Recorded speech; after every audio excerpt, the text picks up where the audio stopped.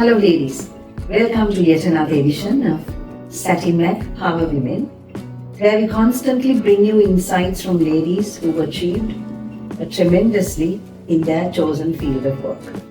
Farzana Jameel is President's Counsel who served the Attorney General's Department for 32 years. She retired as a Senior Additional Solicitor General and now is in full-time private practice. She is a member of the Law Commission of Sri Lanka and is a member of the Centre of the Study of Human Rights of the University of Colombo. Additionally, Farzana remains a key figure for women in law. So today, welcome to our little chat. Thank you, Nandini, for having me on your program. It's indeed an honor and a pleasure. You've been, such closely associated with us for a long time. You've been a reader and a contributor in many ways, having also been and continue to be a judge of the Satyn Women Friendly Workplace Awards. So today, let's talk about you have extensive experience in the law. And you also have many ways in which that you have worked with several women and has also worked with communities.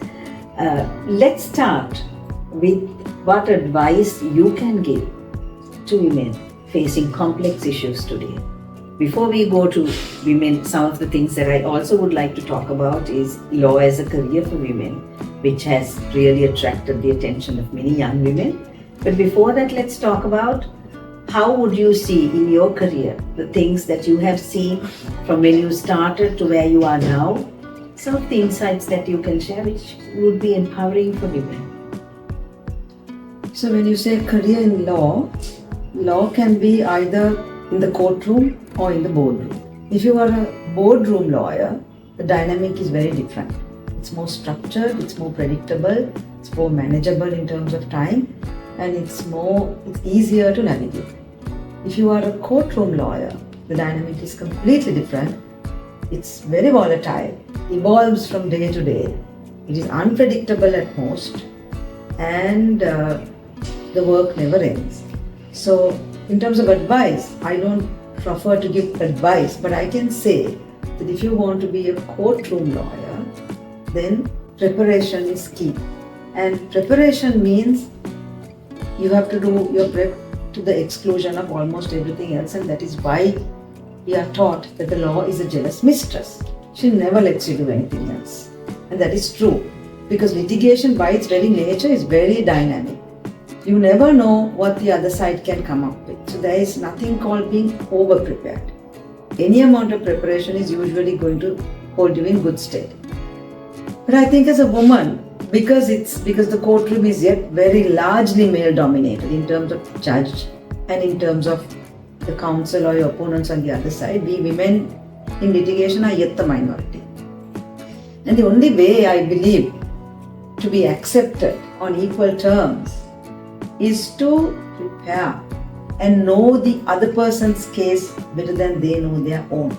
Whilst you must know your case, you must know your opponent's case even better than he knows it, if there is such a possibility, and never underestimate the value of your opponent, whoever it may be, senior to you, junior to you, your age, it doesn't matter. But what I can give women in terms of that is that if you are passionate about wanting to make a point in court and wanting to be successful and help the affected party through the process of litigation, in that process of litigation, you must know when to fight and when to let go. That is when you will be successful for your client and for yourself as well. So it's a hard road. Every single case is a hard thing to do. Don't imagine that it is going to be easy and that it's like no other job because you're all on your own. If you're a surgeon, if you're a doctor, yes, you operate and you take responsibility for what you do, but you have a team around you. Your nurse will come in, your attendant will come in, your consultant may come in, or your junior may come in, and the teamwork there is different from the teamwork as a lawyer. The teamwork as a lawyer, if you're the senior running the case, yes, you will discuss the matter with your juniors before you go to court. But when push comes to shove, and when you have to get up and present the matter for the client, you're all on your own. Your juniors sit by you. But you have to take the whole story. You have to present, you have to manage. So it's very different. So my advice to young people is that unless you have that push within you and unless you have that resilience and you're prepared to go that extra step, don't imagine that it is a cakewalk. It isn't, especially as a woman. I totally agree with that. This is more. What has happened, I think, having seen a lot of the young women coming into law, I think they get inspired that they can put wrongs right, which is understandable because, today young people tend to be very idealistic. They see the world in black and white. But experience teaches you, maturity teaches you it is not so. It is not so. True. Yeah. So, and you learn that you need to step back a bit and exactly. watch. You can't go running. Everyone can't run the same race in the same way. Absolutely. So you, throughout your career, you also had your experiences being a mother and how it has, while working full time in a very dynamic career, how has it shaped on how you shared it with your family and how I'm sure you had the support of your husband, because none of us can do what we do. I always say this, without the support of the husbands, So, some insights from that journey. Yeah. So I was concerned, I became a mother at 29 for the first time. And I was as well just starting a career in the Attorney General's Department, very junior. So you got sent into various outstation locations. And I was prosecuting at the time, just for 2 years, just less than a year almost, but I worked in the criminal field for those 2 years. It was very hard, I have to say. And it was very heart-wrenching because as a mother, I think psychologically, physically, physiologically, it's literally heart-wrenching to leave your child and go away for long hours. And at that time, we had only 90 days of leave, 90 days flat. Not 84 working days, just 90 days flat. So it was very hard and I had good care. My mother was with me for a year, but I had good care for my daughter. But like you said, Naomi, it's the support system. Absolutely. A strong support system that enables you to continue to walk that road.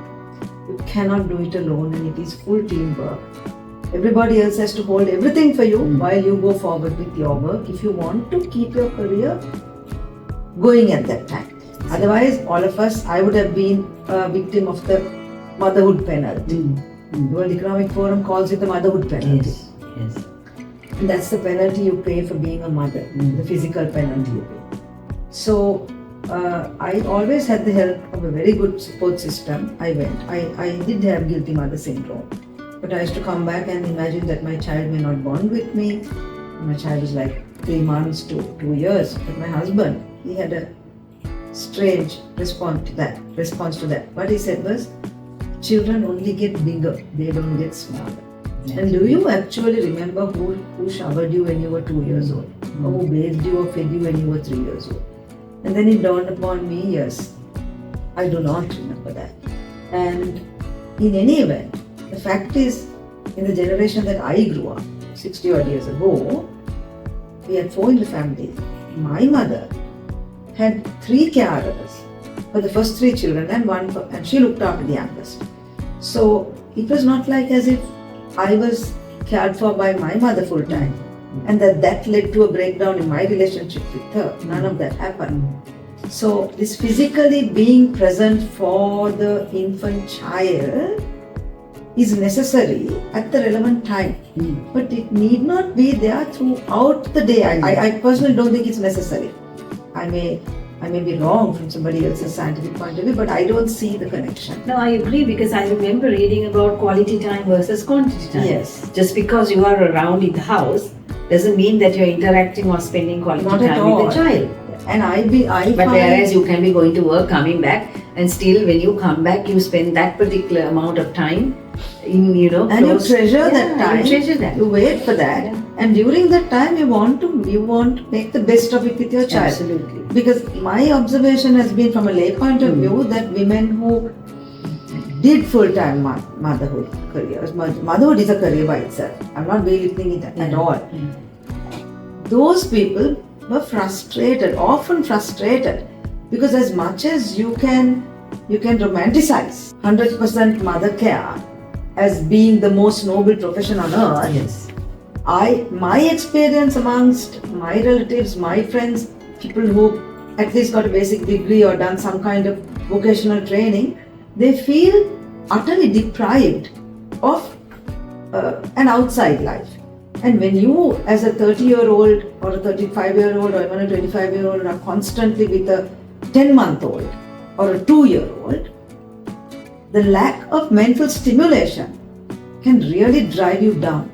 That's very true. I remember reading this, where one mother longed for the husband to come home, just so that she can have adult conversation. So that's also important. Very important. As you said, motherhood is sacred, motherhood is everything, but at the same time, we mothers also need external stimulation. Exactly. So that helps us with the balance. Yes, and that is why you need to be able to balance it both. Absolutely. Balance it out, everything. You need a bit of all types of contribution into your life. Yeah. Spiritual, emotional, physical, artistic, everything.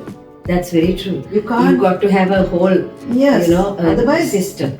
So all the stimuli that exist in the natural world, which God has created, and He has given you that sensitivity to absorb and appreciate that. Absolutely. So if you are going to be physically taking care of this child as much as you may love your child, I don't think it is necessary to romanticize and to give that kind of emphasis to saying that you're only a good mother, only if you don't let anybody else touch your child.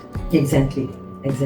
That's very true. And also, in that context, I think it's important for children to also have borders. When you don't, and you think, my child needs to get everything, and then you kind of make their universe, they are the center of the universe. It's a little butterfly, it's a little bubble, and they can't survive out of that system. They can't. Because they have this mother figure controlling everything that goes out and comes into their ecosystem. Yeah. So that child, let off on his own, is incapable of probably caring for himself because he is dependent on this overwhelming presence of the mother. Exactly. So helicopter parenting. Yeah. A lot of mothers, without realizing, I think, tend to be that. Yeah. I don't think you realize. I mean, you think you're doing it because you're the good, effective mother and you need supervision. Yeah. But I think you need to teach them how to walk. Absolutely. And they'll go out into society. Yeah. Like Khalil Gibran said, yes. Children don't belong to you. No, they come through you, but not from you. Not from you, exactly. They come from God. So, and in Islam, we believe that children are an amana. They are a trust. They are given to you in trust for you to look after and give back. You never own them and they never own you. You never own them. So you've got to cut the apron strings. The parental connection is morally required to be maintained throughout your life. Yes. But not in a way where you hang on to them. And paradise lies at the feet of your mother. That is all that is correct, and we believe that and we practice that. But that doesn't mean that you don't allow your child to grow. Exactly. That doesn't mean that. That is not what was meant by it. Yeah. So that's why even for us as Christians, when you get married, you're expected to, you leave your father and mother, yes, and then you go and become in a union. You form a new union. Exactly. That is the idea. So that's very clear. Yes. You leave your father and mother. Doesn't mean that you don't abandon. You don't abandon them. You don't abandon. But you clearly have a borderline when you go and set up your union. Yes. Then that is, and that is where your first duty now lies. Exactly. So those are parameters to remember That's in the religious context as well as social context. Yeah. Because it is those factors, those principles of religion which got translated into laws and other social norms. I mean, it's like where the law comes from, It's law is a social need. Yeah, exactly. It's pushed by social needs, whether it's data protection law, whether it's cyber security law, whether it's whatever law. Law is always a reflection of a social need. Absolutely. And it mirrors technology, it mirrors life, mirrors manufacturing processes, it mirrors human development going on in one side, and the law has to keep pace with that. So you mentioned about having to leave your daughter. Yes. When you went off to prosecute. Yeah, and came back. But when luckily I was able to travel from Colombo to Calcutta and places like that. So I came back and I realized that I didn't get over anxious. I always felt in my mind, this is something that God has created. And I really feel that the umbilical cord, though cut, never gets severed. That is why, Yes. even if your child is 100,000, 200,000 miles away from you, if he is in pain or she is in pain, as a mother, you will feel that pain. Absolutely. And I read somewhere, I can't remember where now, but in England they had done some research, I think, to say that you really feel it, the mother really feels it. The pain of the child is really felt because you carry part of it with you. Yes, that's what the research says now. Yes, so that but you will always carry a physical part of the child. yes, so you do feel it. You do feel the pain of your child. But you learn the human mind, the human brain is a muscle, and like every other muscle, it can be trained. Yes, very much so. It can be trained. So you have to learn to train it yourself, and if we are the only beings that have been created that can think and have that kind of cognitive ability, then you must make use of what God has given you to better yourself, not to worsen yourself. Very true, very true. Yeah. And how would you view, there's so much complexity going on currently, issues that women face, multiple issues. Yeah. On one side, we have the issue of managing work life. On the Yes. other side, you need to be also a breadwinner in the household. Yes. The economic challenges are many. Then at the same time, women have career aspirations that they sometimes don't always are able to project.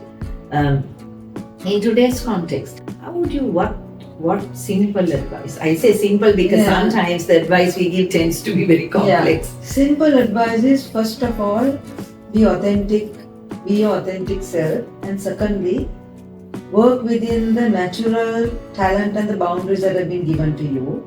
If you happen to be married, give priority to your marriage, because that is something generally you have not been forced into it, and you have voluntarily taken on a contract. In Islam, marriage is a contract. Like any other contract, it can be broken. I mean, so in Christianity, it's the first, we call it the first contract that God instituted. Right. And it should ideally form the basis of society. That's right, ideally. So my advice would be, own your problems, understand them, and work within your own parameters. Don't try to be something that you can't be. As to this balancing, there's nothing, it's not going to be a perfect balance. Because the fact of the matter is, the way society is structured, whether it's at the workplace or whether it's in your home, you have to, if women in the next century are going to do better than we have done, then we as mothers, we as sisters, we have to change the mindsets of the boys in our family. Absolutely. That's very The true. mindsets of the men around you, whether it's your husband, your son, your nephew, you have a duty to change their mindsets. Yeah. And for example, tell them simple things. For example, cooking is not a woman's thing. Cooking is a life skill. Driving is not a man's thing. Driving is a life skill. If you want to, right? So there are no hard and fast rules, and childbearing is a dual responsibility. The fact that a mother may be more nurturing because of the way the human body is created, and the mother who first feeds the child and all of that, doesn't mean that the father is incapable of taking care of a child, or the father should assume that he has no duty. Right? But if a woman willingly goes into it, I feel like the advice is, keep it simple, don't complicate it, don't try to compare yourself, and don't force anything into your life, whether it's your husband or anybody else, to do this half and half business. It may not happen. Do what you're comfortable doing. Yeah. And as to balancing work, life, it never balances. You have to understand that some years of your life, your career will take precedence. Some years of your life, your career will take a bit of a dip, and you'll be concentrating on the welfare of your children. Some years of your life, both of those will take a dip, and you will have to concentrate on working on your marriage. Also, if you happen to be married and have children through a marriage. That's very, very true. Very important. So, and I think to add to what you said, some amount of time you have to take care of yourself. Of yourself. Because you've been taking care of, I find that to be a paradox. Paradox. You take care of everyone else, but then there's no space in that for yourself. For yourself.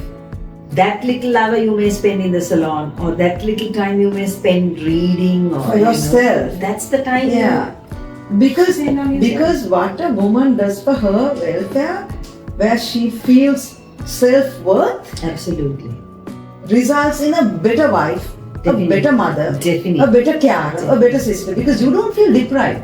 You don't feel like you have been shortchanged. Oh, Yes, I you're decided. not martyred. Yeah. Like everyone is. And that comes out. I Yeah. need so much. I mean, What have I got? Yeah. I've done all this for my kids. What have I got? Exactly. And how can you do this to me? Because I've given so much of my life. That's a common thing we hear across. We hear. Mm. So the thing is, you So are unfulfilled. Yeah. Right? Unfulfilled. But you are. So it's a cycle, no? I mean, everybody has to do. Yes. As a parent, you do for the child. Yes. When the child is able to stand on his or her feet, then they go forward and Yes. you become the child Yes. as the parent. The Yes. 7 stages of life. Yes. Right? When you become the person that needs the care, your child has to understand that he needs to care for you. Yeah. So, from my religious point of view, the duty is on the child to care for the parent, and it says that the requirement is that you can't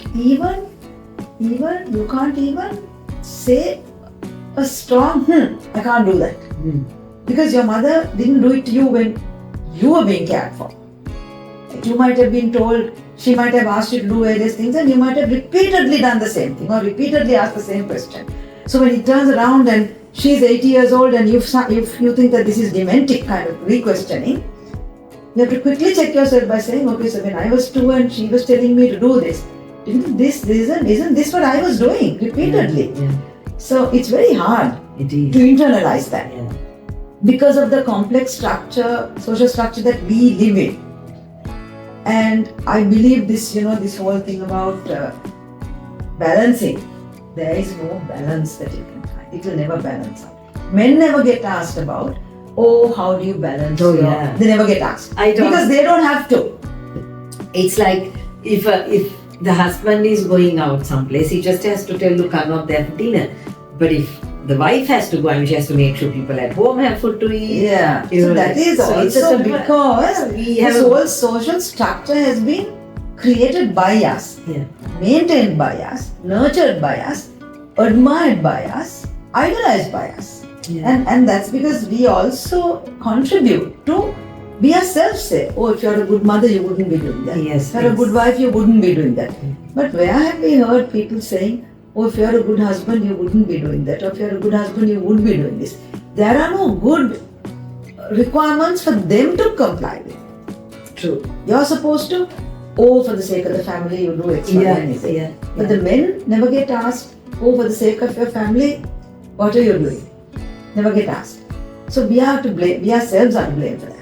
And that is why I'm saying, where I'm concerned, I believe that change will be very evolutionary. It will come only later. But I think it's already It's here. slowly there. Because And women are no longer willing to exactly. A lot of the younger women get married or have relationships Very true. to mother boys, to look after boys. If you Yeah. want to be a mama's boy, you stay with your mama will provide everything. And to you. also the young girls, especially the Gen Z, I mean, for them it's not about getting married and taking care of a man. Some prefer, I think the majority, unfortunately or fortunately, I don't know which way to put it, are choosing career over marriage. They are choosing various other ways of That's so true. and I don't know what to say, because I mean, it's something very private and personal. All the advice we can give is still not going to convince. I think the them. advice needs to be given to the boys and not to the girls. Yeah. The advice is needed not by the girls but by the boys. The advice that the boys should probably be considering is, what is the emotional quotient, what is the emotional contribution I am bringing into this marriage? What is the care component I am bringing into this relationship? What is the nurturing component I am bringing into a relationship? Because girls are not interested any longer, because they are generally financially independent. Yes. I don't believe that financial independence is a substitute for the emotional support that a true male partner can provide to you. I don't believe that. I agree. Right? I agree. Right? You can't imagine that I can't go on the basis that I'm earning X amount of money, so I don't need my husband. Because that's only the financial part. But I believe every human being has a component of an emotional and a social companionship that you need. So, but in wanting that companionship, I don't think girls are any longer willing to compromise, and you don't need a man as an appendage to you. He should be a real partner. And that is why in our religion what this is, that the spouse is a garment unto you. One is a garment for the other. That is how they are. One is supposed to clothe and cover the other, like a protection. One can't be at the receiving end and one only at the giving end. That's not what it's supposed to be. But men have been in all societies, whether it's Western, Eastern, Northern, Southern, whatever, in all cultures, because physical motherhood is on women, and nurturing in all societies, matriarchal, patriarchal, yet nurturing remained with women, predominantly with women. Everything around nurturing also got structured around women. They were gatherers and hunters. They were never the nurturers. They brought it home and said, okay, you cook. So we put our structures around that. And we believe that is the norm. But I think that is fast changing. And girls see value in themselves, and they are getting more confident to the point that they are not interested in an appendage, they are interested in a partner. Anyway, it's been very interesting to have this discussion. We've been wanting to do it for a very long time. I think we talked a lot today about many issues and talked about not just the law. Yeah, the law as well as many other facets that you have had experience in, and I think it's also sometimes we bring these issues into focus, so we can kind of revisit them. So thank you, Farzana, for being with us today, and stay tuned. Subscribe to satynmag.com. Stay connected.